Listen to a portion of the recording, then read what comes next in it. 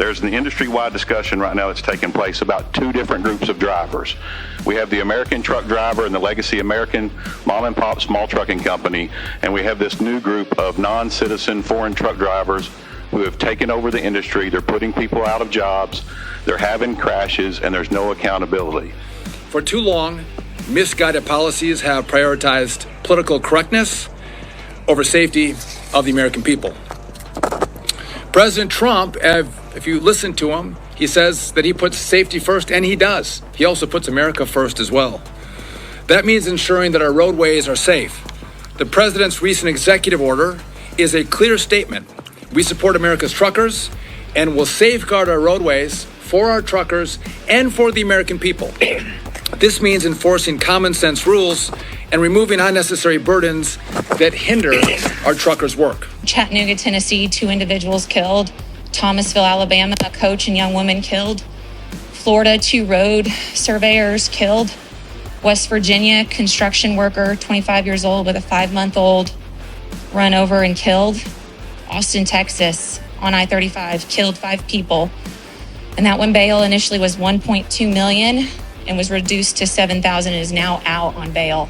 So it's these increasing, these were all listed within the last 45 days of happening. It kind of feels like the trucking industry has become the Wild West with a lot of bad actors who have been allowed to play in this space. You're starting to see a lot of people come in that are non-English speaking, likely not American citizens because they will work for low pay, very little experience, very little knowledge, and they're putting them out on the road hauling 80,000 pounds.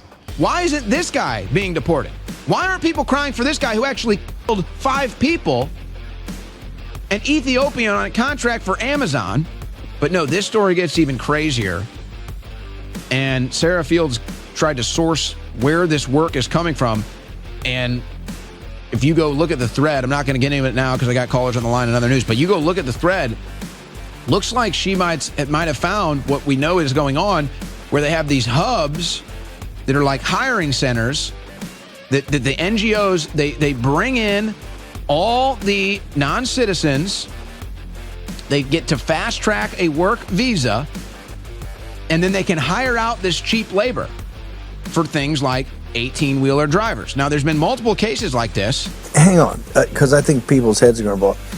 Are you telling me that they allow folks that are not citizens of this country to come in and compete with American citizens as truck drivers in the United States of America?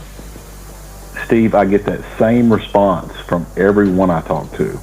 The public is vastly unaware that our highways are completely overrun right now with truck drivers operating on foreign commercial driver's licenses and what are now called non-domiciled CDLs, where our state DMVs are now issuing U.S. commercial driver's licenses to non-citizens.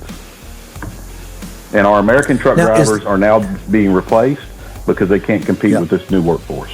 In the United States of America, English is the lingua franca of the road, and in order to take part in America's collaborative and convivial driving culture, it's best if you communicate in the language of the people that live here. The American Trucking Association and the Arkansas Trucking Association endorsed the Biden Trucking Action Plan. What on House Bill 1745 are you against, Mr. Beach, or your association? The lack of taking drivers off of our roads that cannot read and understand our road signs and our temporary warning signs. There's been a drastic increase in fatality and injury accidents caused by big trucks, and we believe this is one of the root causes for it, sir. You know, I know my whole career there's been a lot of talk about how American truckers you need to unite.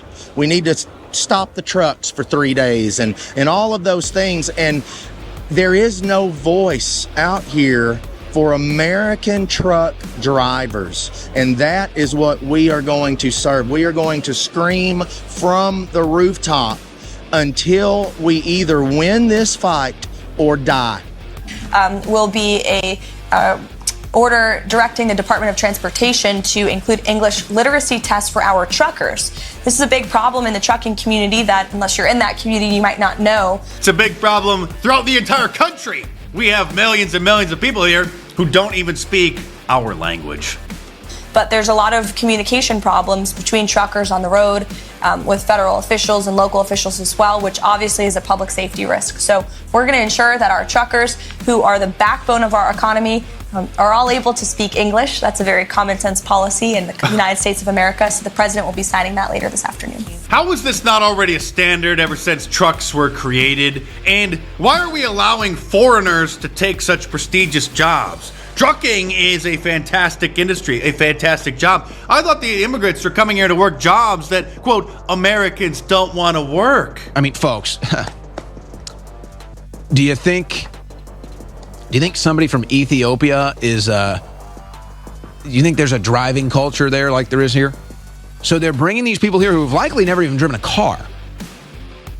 And they're fast tracking them to get these work visas and then get cheap labor because, look, it's kind of a thankless job and the hours are tiring, but I mean, you drive freight. That's a very important job and you can make a decent living. I mean, you drive freight and you move a lot of freight. You can make, I mean, really, if you really work a lot of hours, you can make six figures. So what? So now Amazon and these other big companies are trying to not make sure their freight haulers are getting paid a good salary, so they're importing non-citizens, fast-tracking their visa, and then they don't even have proper training, they don't even have driving experience, and then they kill 5 people in a wreck? Yeah, I mean, we need to train drivers better, 100%, to get them so they're better and safer on the highways.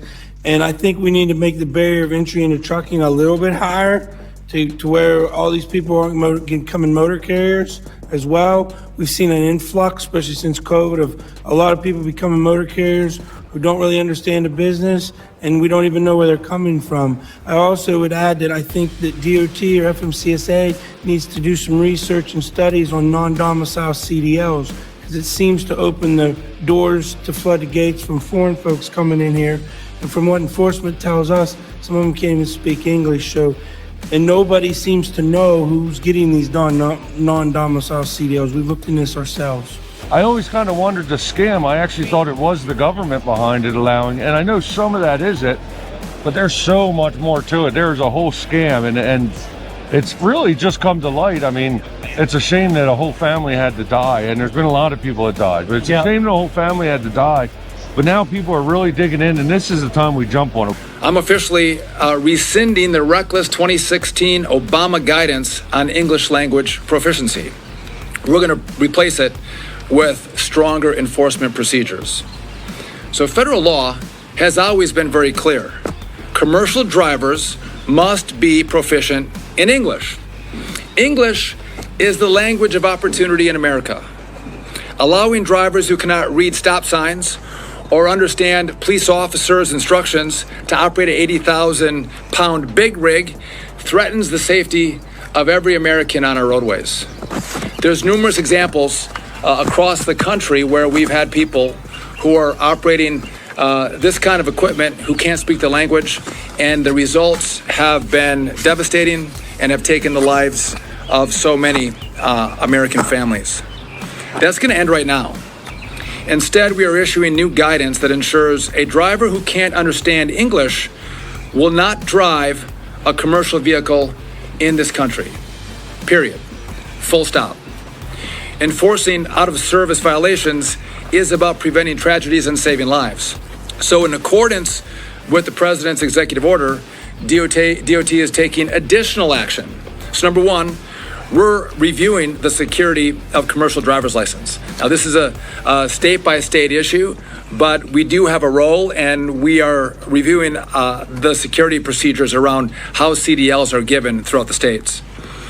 We're going to review non-domiciled CDLs, and we're going to improve verification protocols for both domestic and international credentials to ensure only qualified drivers are behind the wheel on American roads. The EO also directs the DOT to improve the working lives of truckers, which, by the way, I got to tell you, it's one of the most vocal groups of people I've heard from in my time at DOT.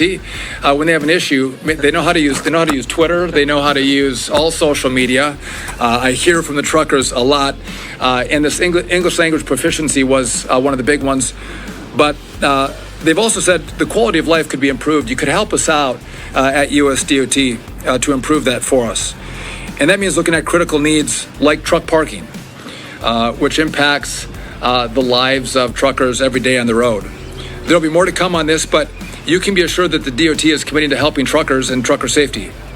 From not enforcing English language proficiency to broker fraud to non-domiciled CDLs, it kind of feels like the trucking industry has become the Wild West with a lot of bad actors who have been allowed to play in this space. We're going to end the play of bad actors, and we are going to support and encourage and prop up the great businesses, the great drivers, the great brokers that make this country work, that move our products, that make sure that we have a supply chain that functions and functions well in this country.